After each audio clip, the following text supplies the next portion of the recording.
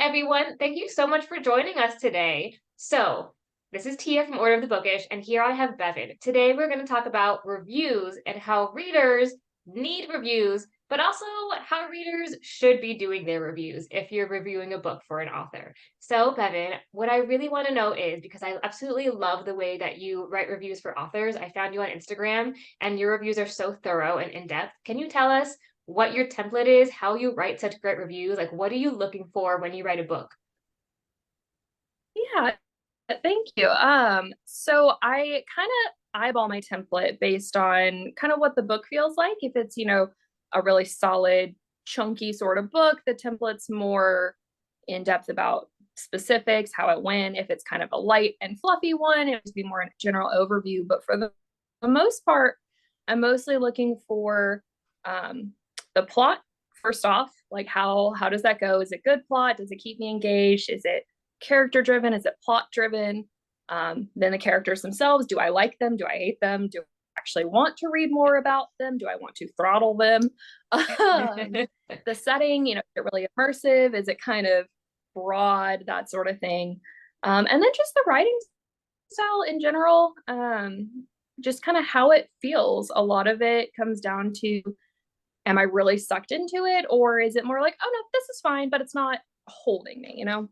hmm Okay, so let's talk about your one of your first points is a plot that's plot based, like action sequences, stuff like that, or character driven. How do you determine the difference of that? And what would you write in your review if it's character driven or if it's plot driven? So a lot of character versus plot driven comes down to kind of the motivating factors of the story. Are we looking for they need to go from point A to point B, they have to go save the world? That's going to be more plot driven. So those are my personal favorites. I love plot heavy books. Character development is great, love it, but I want to know we're going on an adventure, not so much slice of life for me personally. Character driven is going to be more these characters are growing and developing, and the focus is on their personal journey, which is great. It can be done really well. It's just not my thing a lot of the time, not exclusively, but a lot of the time.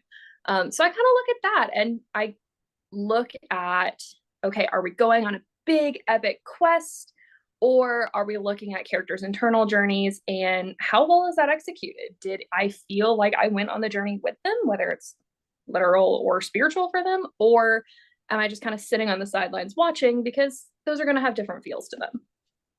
Okay, interesting and very good to know. So, readers, when you're writing your review, keep in mind character driven or plot driven, because that's something that, as a reader, I often look at reviews. So, when I'm looking at reviews, I want to know stuff like that. So, let's also get into tropes because that's another thing that I focus heavily on. Most authors don't list out all their tropes when they put in their blurb on let's say Amazon. And I don't always take the time to go to their socials to figure out what the tropes of the book are. So if there's an enemies to lovers, I want to know. If there's a surprise pregnancy, those are things I kind of stay away from, not my favorite trope. So I want to know that as well. So how would you put tropes into review? Do you write a list? Is it like in paragraph form? Do you describe every trope? How do you go about doing that? Yeah, so a lot of tropes I find to be pretty, I guess, common across a genre. So romance is going to have a lot of romantic type tropes. Um, Fantasy is going to have a lot of fantasy adventure type tropes. So a lot of times I try to kind of cover the broad gist of it in a little blurb. I usually put a little blurb about the book that I write myself, just a little, a couple sentences, get the feel of it. And if there's anything significant in there that I feel like might be really, really appealing or might be really not so appealing to other readers, I try to put that there or in kind of the plot summary. So, yeah, unplanned or accidental pregnancy type tropes, bully romance tropes, anything that I feel like might be especially important for another reader to know because maybe they don't really like it or maybe they really love it. I love a good enemies to lovers. Like it doesn't get a whole lot better for me. So I try to kind of work that in either to the blurb or to the kind of plot summary. Every so often I'll fill it out a little bit more in my hashtags. So especially on Instagram, I try to make sure I've always got hashtags in the bottom or in the top comment somewhere. And I'll put a lot more in there so people can go, oh, this is a thriller mystery, or oh, this is a romantasy or what have you. And if it's a significant trope, I try to put it there. That's really great to know. So I don't think I often look at hashtags when I look at reviews on social media. I kind of just read, the actual prompt, or if it's on TikTok, I'll listen to them talk about it. But I don't think I ever take the time to continue looking at every individual hashtag. So that's good to know. And something that now that I know you do it on purpose, I will start looking at more often. Also, a great tip for readers who are leaving their reviews, put more information in the hashtags, and those hashtags help readers find more similar books. I can look up the hashtag enemies to lovers and find your review and find more books and book recommendations that way. So that's a really good point and a really good idea. So the next thing I want to talk about is spoilers. Do you put spoilers? Do you not put spoilers? How do you handle that situation? Okay, so I am kind of a spoiler snob. I hate spoilers in reviews. I cannot stand them. So at any cost, I avoid them when I write my reviews because I hate reading them. I really dislike when I'm going through a review and I'm reading it and it's not marked, and then suddenly I know a big plot point. And Mhm. it doesn't ruin the book for me, but it does kind of put me off reading it for a while because I'm trying to forget about it. Mhm. So I never put spoilers in my reviews. If you're gonna put spoilers, that's fine. A lot of people do. Put it in big bold letters. Put spoiler and then space down so I can scroll past. That sort of thing. It's cool if that's your jam, but it's not mine. Mhm. So I love the way that you're not just writing a review for the author, you're consistently writing reviews, thinking about what readers want to see and want to like think about when they're looking at a book. So you're like thinking about the author's perspective because I see the reviews that you have and I know that, you're being very respectful about it, even if you don't like a book, which I've seen you review books that you don't like love, which is fine, but you write it in a way that's really respectful and you always write from the perspective of a potential reader. So you're giving readers a chance to, agree with you or disagree with you. And you put in things like, this book wasn't for me, but if you like X, Y, and Z, this could be the book for you. So can you tell us a little bit more about how you think about how other readers might be interested in a book? Like, how are you writing these reviews, thinking about the other reader's perspective, and forming it in a way that stays positive, even if you personally have negative thoughts about it.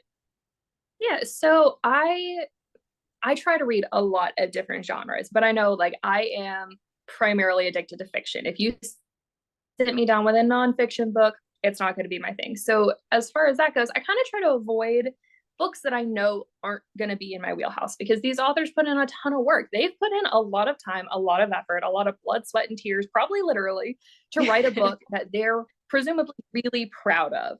And I would hate to come in here and just, knock it and just be like, no, your book is terrible. I hated it. It's awful because they put a lot of work in and it's probably just not hitting with me. There are probably a lot of readers who will really enjoy it. So when I'm writing my reviews, I try to make sure that I've put, okay, here are my issues with it. I don't love this. That's probably a personal thing. Or no, I feel like this is actually problematic.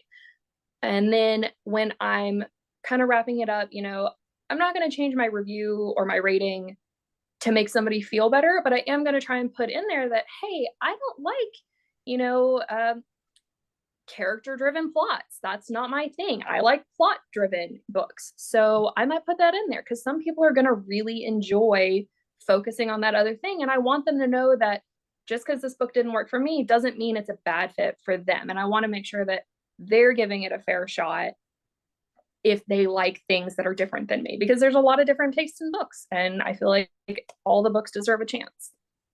Yeah, I love how you put that. You're giving other readers a fair chance at liking or disliking that book that you're reviewing. And even if you don't like it, they have the opportunity to decide for themselves based off of your information if that book is going to be for them or not. I know I've read plenty of reviews and, the reviews were harsh. One of my absolute favorite reviews of all time is for the book called, I don't know if you've read Lightlark yet.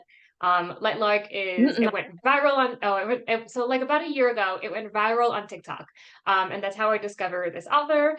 And there's supposed to be a movie being made by the producers who made Twilight. So, Twilight's a big thing for me. It's how I got into reading. So I follow just like all that news. And I read a review of this book on Amazon. And the review, I kid you not, took me 2 hours to read. That's how Oh my long the gosh. review was. It took 2 hours for me to read start to finish. And like there were a couple moments I had to like just look away and take a break from it because it was just going on and on and on. He went in depth. But it's one of my favorite reviews because it is so in depth. And this person did not like the book at all. It wasn't entirely disrespectful, but he clearly did not enjoy the book. But I still read it anyway. So I enjoy reviews that, they share their opinions, they are thorough, they get in depth about it. But those negative reviews aren't necessarily going to steer me away as long as I know in that review someone says, "Oh, like this happened, X, Y, and Z happened, and it wasn't for me, but if you enjoy books like Twilight, you might enjoy it." So that's really, really good to know because, a negative review isn't necessarily going to steer me away. Um, so can we also get into a little bit how reviews are helpful to readers? Because, I just talked about how I'll look at a review and it might not deter me from reading a book, but can we talk about how reviews are helpful to readers discovering more books? Yeah. So I know I frequent a lot of bookstores. It's kind of a problem. I can tell But behind you. Yeah. it's it's growing. It's fine. But so a lot of times when you're in the bookstore, you got the book, it's usually really pretty, or at least the books I look at are really pretty because ooh, shiny. And they've got the blurb on the back or inside it somewhere, hopefully, but that doesn't really tell you what other people thought about it. It tells you what the author wants you to think about it, which Mm, is, important. And it's a good way to figure out if a book might hold your interest. But ultimately, it's going to be up to discussions amongst other people about here are problematic tropes, or here are things I just didn't like. Maybe this author's writing style is very unique and very particular. Some people are going to love it, some people aren't. Doesn't make it bad. It just means it might be a better fit for one person or another. So I feel like reviews a lot of times are a really good way to kind of slog through a lot of that very, very quickly, especially if they're digital on your phone. I will sit in the bookstore with my Goodreads or my Amazon or my Instagram or my book talk up going, this is what I think about this, or what other people think about this. mhm. So I think it helps kind of narrow down this field of thousands upon thousands of books that all look so good, but maybe your funding is limited. Maybe your library doesn't have certain books and you have to ask for them to come in. Maybe, you're having to frequent the little free libraries, which are fantastic. Um, Mhm. and so it's a good way to know kind of before you invest a lot of time and energy into it, whether this might be a good fit or not. Because unfortunately, our time is finite and they ask us to do normal people things like go to work and have families. And that kind of gets in the way of reading sometimes. So we don't always have a lot Mhm. of extra time to dedicate to question mark books. And so I think it's reviews are a good way to kind of help figure out which way you might want to go with something. Or if you're going, this looks really interesting. Maybe I'll try it. And you pull it up and people are like, no, don't do that. That might be a good thing to know. Yeah, good to know. And like I'm like you, I get distracted by the pretty shiny covers. The Whoever came up with the whole idea of don't judge a book by its cover was completely wrong because Wrong. yeah, So so wrong. wrong. I absolutely judge a book by its cover, and my genre is fantasy. So, fantasy covers have a very distinct kind of vibe and feel. You can tell it's a fantasy by looking at it all the way across the bookstore. So I know exactly which direction to go in. But I don't like, and it happens sometimes, but I don't like when I see a cover that I feel drawn to, that I think is in my genre, that feels, epic and maybe a little bit dark paranormal, and then it ends up being something like so off the point of the genre, like a completely different genre that doesn't make any sense according to what the cover looks like. So that's always a little bit disappointing. So yes, being able to read reviews um as I'm in the bookstore or in the library is really helpful because then I'm not going to waste my money and have to go return the book later after I've already bought it and started reading and wasted my time. So I wish, like, how there's always some reviews on the back of a book, especially hardcover. It's like, especially, the best-selling books, they'll have like New York Times bestseller leaves this review, and it's always great reviews. I would love to see more authors put in real reviews, like an actual review of an actual person, not just someone that they paid or some connection that they have to leave a 5-star, general review. This was amazing. You have to read it immediately. I want to see more actual reviews, even if it's like a 4-star. I'm more drawn to reading like 3 and 4 stars than I am to the automatic 5 stars, because the 3 and 4 stars, I feel like they put more energy into actually thinking about the book, the pros and the cons, rather than, just leaving a 5-star review and saying, this is incredible, you have to read it, which is not helpful to me. Yes. Oh my gosh, yes. So many times I'll go in, this book will have, a few reviews because it's newer and they're all 5 stars. And if there are any comments, it's, this was great. I love this. This was a fantastic book. And those are great things to know. I'm glad people enjoyed them. But I also want to know, I mean, was it actually a 5-star read? Which I've read a lot of 5-star books. They're fantastic. I have very few, comments on them. But for the most part, most of the books I review are 4 stars, 3.5 stars. That's not a bad thing. There's just different things in the book that appeal. And I would like to know. I've seen a lot of indie authors in their newsletters or their or kind of early release copies. They'll put in comments from their ARC readers of, hey, I loved this. This was it. And a lot of it's marketing. You want to have good reviews. You want people to want to read your book. That's fine. But make it realistic. If something has 1,000 reviews and it's all 5 stars, I don't know if I trust it, because you can buy reviews, which feels like cheating to me. Yeah, absolutely. So you're on our Bookish Boosters team, and the one thing about our team is that I really encourage everyone to be in-depth and thorough. I even write it on the top of the email list, and I say, when you leave reviews, be in-depth and thorough. Those are the words that I say. Because I want, of course, I want the authors to be promoted and hyped up, and I want their work to get out there, but I also want to make sure readers are being realistic and they're not going to pick up something that they don't have any interest in reading, because if you don't like it going in, you're going to end up leaving a bad review about it. But if you had known that you weren't going to like it, then that's one less bad review that the author gets. So definitely, like, I want to see more in-depth, thorough reviews from our Bookish Boosters team, if you're watching this. And also, like, authors, if you're able to do more marketing, share your 3-star reviews, share your 4-star reviews, because I mean, me personally, I look at those more because I find them more realistic than the 5-star or even the 1-star. I find a lot of 1-star reviews to also be a bit unrealistic, just because it feels like the person, unless it's a really terrible book, it feels like the person's kind of hating on it and not including anything that's helpful. Yeah, definitely. So I rate on a 5-point scale with like quarter point increments. But I think in the entire time I've been reviewing books, which is just under a year at this point, like formally reviewing books, I think I've only given one-star review. It might have even been a 1.5, and it was, bless their heart, the author really did try. I know they really tried, but it was just not it. And I felt so bad, but I also couldn't do it. But for the most part, if it's a well-written book and I just don't jam with it, 3 stars, that's a normal review. That's an average review. That tells me something if I'm reading that as another potential reader of that book. It's one of the things I've loved about working with Order of the Bookish is there are no star requirements. It's please review it honestly, which I love, because there was another team I looked at. They said, hey, please only review it or rate it if you're going to give it 4 stars or better. Oh, and every book I looked at after, I was like, I don't trust these reviews, because it feels like I'm being forced to give this book something that I don't really feel like it deserves. It's a good book or it's an okay book, but it didn't earn it. So I didn't stick with them. But this has been fantastic. I love actually being able to honestly review things, and it's supported. It's been phenomenal. That's amazing. I'm so glad that you shared that. When we were building this program, I did really want it to be great for authors, but I also wanted it to be great for readers, because, I started off as a reader first. I only recently became a published author.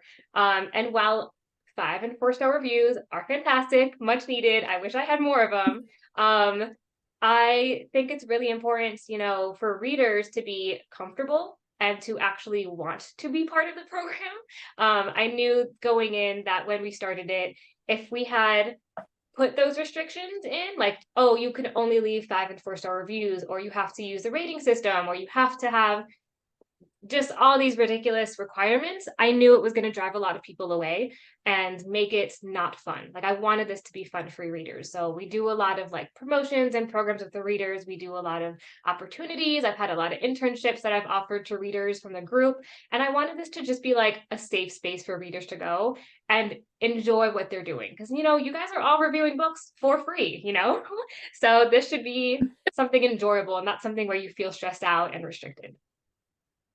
Yeah, definitely. And it most certainly encompasses that vibe. I've loved it. I've reviewed books I already owned, books with their authors directly, books with y'all, and it has been so nice to just find a community and find a space that was designed to be honest and safe and just a very real feeling, because I know if I read a review from any of the Bookish team that it's going to be an actual review. It's going to be an honest one because there's no obligation to fake it. Yeah, definitely. I don't want anyone faking their review. The one only sort of thing that I ask is that if you do leave something negative, like a 1-2 star review, just don't tag the author so it doesn't show up on their profile. But, I want you to share your opinions. Go for it. Just share your opinions without, horribly killing someone's soul and dream. But that's it. I don't think it's asking for a lot. Please don't be soul crushing if you can avoid it. Yeah, exactly.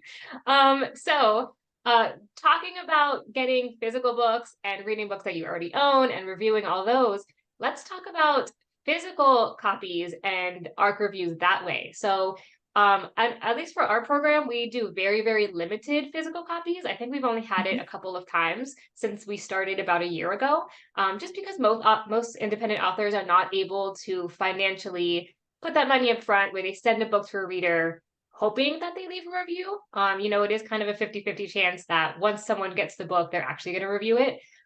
So how do you, as a reader, go about getting physical copies? Because I feel like that's the goal, right? That's what everyone wants. We all want more physical copies of books. So how do you go about joining a team or joining a program where you can get physical copies of a book? So in the interest of full disclosure, most of the advanced copies I read are digital, because I do a lot with independent authors. And like you said, just kind of the financial backing to send out art copies that they may or may not see anything from. It's hefty. So most of mine are digital. I've gotten several through Goodreads. Actually, their giveaway section does a lot with advanced copies. You can select that you want it to be a physical copy versus entering for like Kindle versions. So I've gotten a few through them. I've gotten really weirdly lucky and found a couple in library sales, I guess, where they were donated by the author or hopefully with permission by another art reader.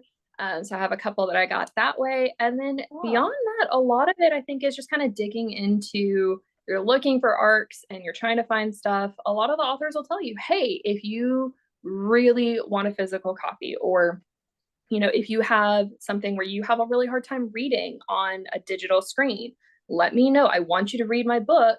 We'll see what we can do. And a lot of authors are pretty willing to work with you if they have physical copies already. A lot of them don't. But a lot of it's just kind of looking around and asking. I found most of the authors that I've encountered have been really nice.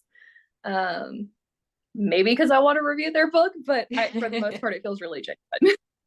Yeah, I think there is also a difference between, reviewers who, are consistently leaving reviews and they are really good at it, like you. Like if we didn't know each other and you had come to me and were like, hey, I would love to review your book, or I asked you to review my book, but you wanted a physical copy, I would send you a physical copy because I know you're gonna leave a good, not a good like 5-star review, but a good in-depth thorough review. Like I know it's gonna be something that's gonna be useful to me, even if you didn't love it or like you really loved it, I know it's going to be useful, and that you're actually going to do it because your feed is just full of great reviews. But if someone comes to me and it's one of those spam messages of, hey, send me a physical copy of your book and $20 and I'll review your book, but they have 20 books on their feed and it's not a review, it's just the blurb of the book, I'm going to be like, no, thank you. I'll pass this time. But yeah, so I at least for my book personally, and I encourage other authors to do this, if you see someone who's actually leaving reviews and they're like really great, thorough, in-depth, the reviewer is doing a good job promoting books, especially if they have a small audience that's engaged, go ahead and send a physical copy because it's gonna hurt your bank account, maybe a little bit, a few dollars, but those few dollars you'll get back just from the engagements from that reader, like you and your feed. So thank you so much for being here. I have loved talking to you about all these reviews. Just real quick, do you have any closing final tips for readers or even for authors about leaving reviews or getting reviews? So a lot of my reviews I just kind of came up with on the fly. Very kind of see how it feels, see what flows when I'm finished with a book. So I think a lot of it for reviewers is find what fits. Some people don't want to write, big long chunks of text, which I understand. I enjoy it, but not everybody does. So it's okay if your review is like a flat screen with here's some tropes, here's my star rating, here's what I loved or didn't love in a very short format. That works for people. And that's a really great way for a lot of people who want to get a short version of a review without reading, 50 pages worth of text. So if that fits for you, that fits for you. Find what works and go with that if you're reviewing a book. And remember, whether or not you like a book, the author still put in a lot of work. So be kind. Like you said before, please don't tag authors in really bad reviews. I try to make a habit if it's 3 or lower, I'm probably not tagging the author. Well, I'm certainly not tagging if it's lower. 3 is real dependent on why they got a 3. So, be kind, use your best judgment. If it's a great review, tag them, love on the authors, promote them, show them that, hey, people are enjoying your work. If you're an author and you're looking for reviews, I think I'm not an author, so I have limited experience in that, but I would say from a reviewer to an author, don't take all the criticism super personally. I know it's hard because that's your baby, that's your book. You put a lot of work into it, but there's always going to be people who are just picky and don't love things. And at the end of the day, you still wrote a book. You've got it. It's here, whether it's a physical format or a digital copy. You wrote a book. That's impressive. That's more than most of the rest of us have done. So celebrate that. Understand that you're going to get negative reviews and they're hopefully not personally targeted. If they are personally targeted, ignore them. They're just being mean.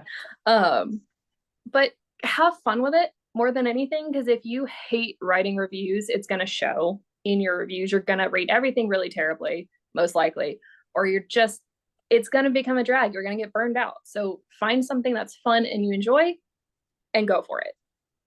That's really great advice. Thank you so much for sharing. So everyone, talking about reviews, I'm going to put below a link to a form that you can download. So if you're a reviewer and you want, a simple format, a template to set up so that when you leave reviews and when you're reading your book, you can very easily just kind of fill in the blanks and copy and paste it to your Instagram, put it on your Goodreads, put it on your Amazon. We are going to provide that for you. It's a free downloadable, super easy, and it is based on Bevin's template for her reviews, which, I'm obsessed with. I love the way she lays them out. I think it's so perfect for readers and for authors both. It's very clear, concise, in-depth and thorough, and I think everybody should base their review format off of hers. So I put a template for you guys that is downloadable in the caption below. Go ahead and download it.